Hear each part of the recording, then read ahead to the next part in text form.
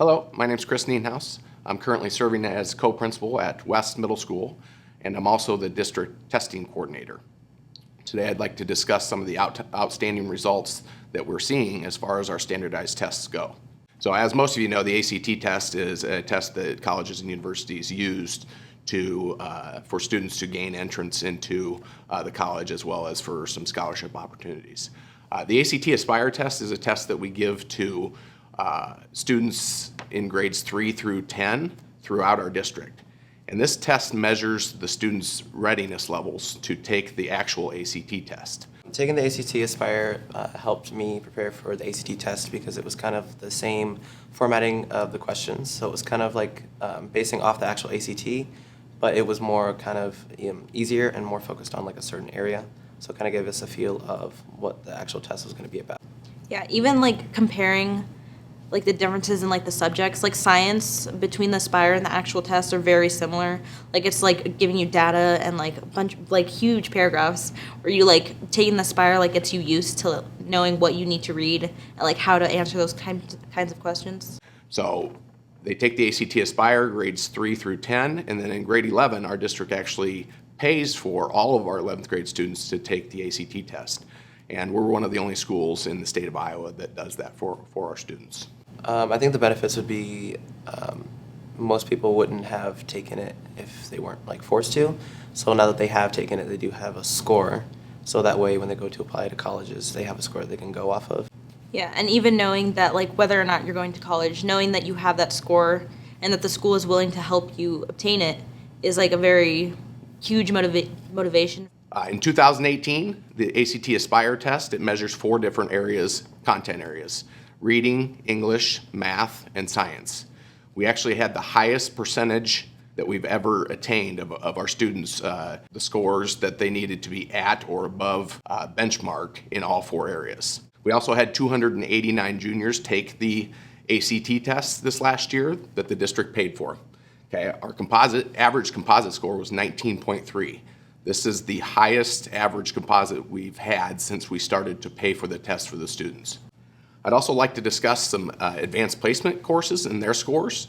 If you don't know what advanced placement is, it's basically students taking college level courses in high school. The past few years we've seen significant increases in both the number of courses that we offer for advanced placement, but also the number of students that are enrolled in those courses. About 7 years ago, we had about 60 students and about 150 seats in advanced placement courses. This year, we currently have almost 800 students enrolled in almost 1,300 seats for advanced placement or for pre-AP courses. In the middle school level, we also offer pre-AP, and we have over 500 students enrolled in over 1,000 seats in those courses in pre-AP. Much like the ACT test, where we pay for the students to take that test, we also, in the past year, decided to pay for all students in AP courses to take the AP test. And that's a pretty significant cost. It's about $90 per test, so our students no longer have to fund that. The cost of AP test is so high. Like for me personally, I'm taking 7 this year, and I know that if the school had not offered to pay for all those classes, I would definitely not be taking all of those because of how expensive it would be for me. Our average AP score was 2.71, which is the second highest average we've had in the past 6 years. Almost 60% of our students passed the AP test that they took last year with a score of 3 or higher. And in the past 3 years, Muscatine High School has been in the top 20 in the state of Iowa in AP Index. AP Index basically gives the average number of tests your graduates would take in their high school career. So if you had an AP Index of 1, that means on average every graduate at Muscatine High School would take 1 AP test. Our average last year was 1.6, and we expect that average to go up even more this year.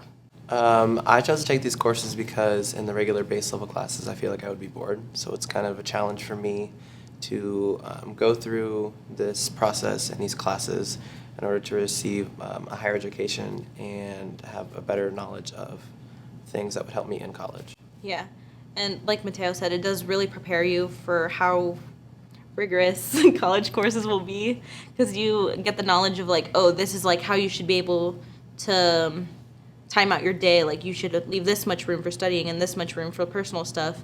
So it's kind of getting early knowledge on how to manage the rest of your life. The workload in the AP classes, I think, reflects more of the workload in college, because a lot of the base level classes and my friends that are taking base level courses, they don't really have a lot of homework. They do, but at the same time they don't.